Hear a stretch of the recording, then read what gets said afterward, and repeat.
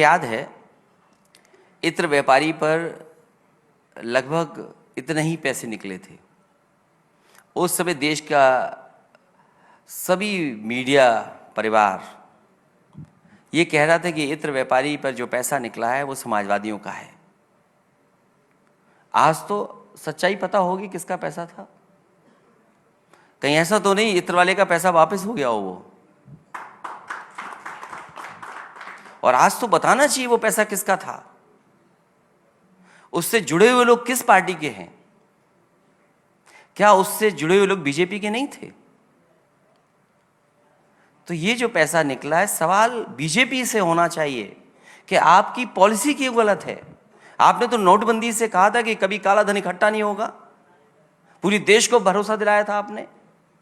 तो ये नाकामी किसकी है? ये नाकामी बीजेपी की है कि किस कारण लोग काला धन इकट्ठा कर रहे हैं। किसी पॉलिसी के तहत तो हो रहा होगा, ये किसी पॉलिसी का ही तो उल्लंघन हो रहा होगा।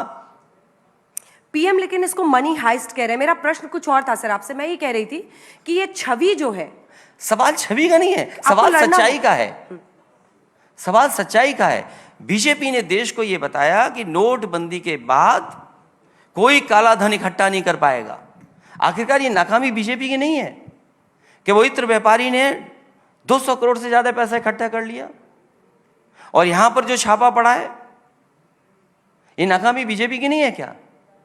अपनी नाकामी दूसरों पे थोप रहे हैं क्या? जब इत्र व्यापारी का उनकी जानकारी हो गई कि इत्र व्यापारी उन्हीं का आदमी है तो अपनी खीस मिटाने